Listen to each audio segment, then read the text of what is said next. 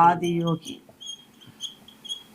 இது யாரும் தரமாட்டாங்க. ஆதி யோகிகள் அப்படின்னா சித்தர்கள். அவங்க வந்து அனுபவிச்ச விஷயங்கள். ஆதிகால பரிகாரங்கிற மாதிரி ஆதி யோகிகள் பரிகாரங்கன்னு அவங்க அனுபவிச்சு வாழ்ந்த பரிகாரங்கள், உயிரோட்டம் உள்ள பரிகாரங்கள். அதுல நான் 3 விஷயங்கள் ஃபர்ஸ்ட் நான் கொடுத்துருக்கேன். யாருக்கா என்ன ஃபர்ஸ்ட் கொடுத்துருக்கேன்?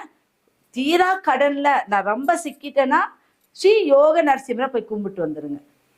அவரை தொடர்ந்து கும்பிட கும்பிட அவங்களோட கடன் சுமை தீந்துடும். ஒரு பரிகாரம் உங்களுக்கு கொடுத்துருக்கேனா?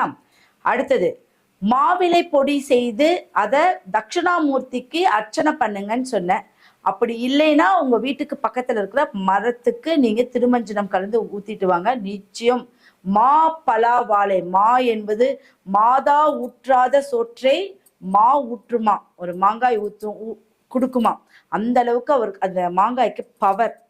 அப்போ இந்த மாவிலை பொடி வந்து எல்லா யாகத்திலையும் அந்த மாவிலையில தான் வந்து தோஷத்தை கழிப்பாங்க, பார்த்துருப்பீங்க நீங்க. ஓகே, அது உங்களுடைய வாழ்க்கைக்கு உகந்த ஒரு பரிகாரம். 3வதா நான் சொல்லிட்டு இருந்தேன், வெள்ளருக்கு விநாயகரை வீட்டு அறையில உயரத்துல வைக்கணும். எப்பவுமே வெள்ளருக்கு விநாயகரை வந்து வீட்டு அறையில இருக்கிற உயரத்துல வைத்தாதான் பூத கணங்கள் அதோடைய சேட்டைகள் காட்டாது. பூதகணங்கள் சேட்டைனா என்னன்னா, திடீர்னு டவுன் ஆகுறது, திடீர்னு மைண்ட் அப்செட் ஆகுறது. இதெல்லாமே கடன் தொல்லை தீர்றதுக்கு பரிகாரங்கள்.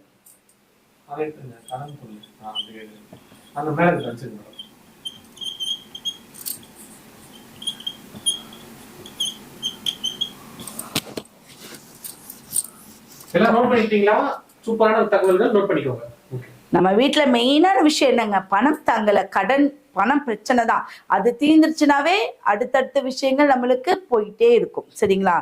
இதை நீங்க இது இருந்தா அந்த வெள்ளருக்கு விநாயகரை நீங்க மேலதான் வைக்கணும். இப்ப பாருங்க, நான் வெள்ளருக்கு விநாயகர் தான் வச்சிருக்கேன். ஒரு வீட்டில் வெள்ளருக்கு விநாயகர் நிச்சயம் இருக்க வேண்டும். சரிங்களா? அடுத்தது பாத்தீங்கன்னா,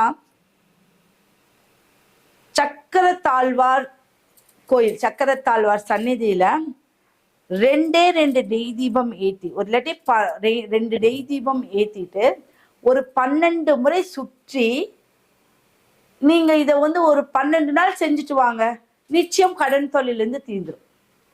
புரியுதுங்களா? சக்கரத்தாழ்வார் சன்னதிக்கு போய் 2 நெய் தீபம் ஏத்திட்டு 12 முறை சுத்திட்டு ஒரு 12 நாள் இதை செஞ்சுட்டு வாங்க.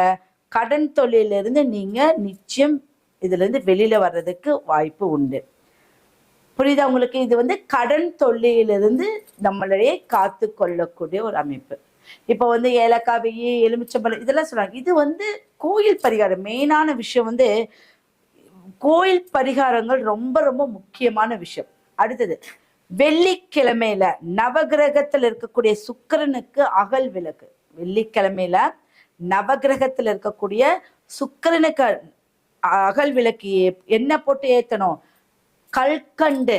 கல்கண்டும் பச்சை கற்பூரமும் போட்டு நெய் தீபம் ஏற்றி வழிபட உங்களுக்கு கடன் தொல்லையும் தீரும், உங்களுக்கு வீட்டில் இருக்கக்கூடிய பிரச்சனைகளும் தீரும், கணவன் மனைவிக்குள்ள ஒரு அந்யோன்யம் உண்டு பண்ணும். புரிஞ்சுதா உங்களுக்கு சொல்றது?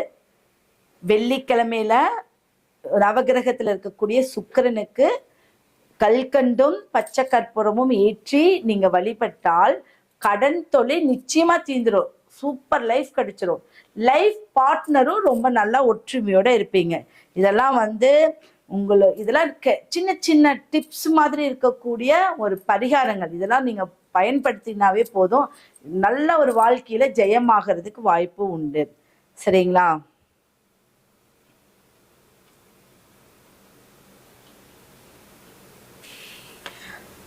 அடுத்தது நம்ம பார்த்தலாம்.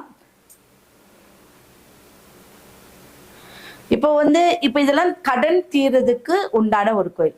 அடுத்தடுத்து நான் எதுக்கெல்லாம் சரியாகும் அப்படிங்கிறது உங்களுக்கு சொல்றேன். அடுத்து நம்ம டாபிக் போயிடலாம்.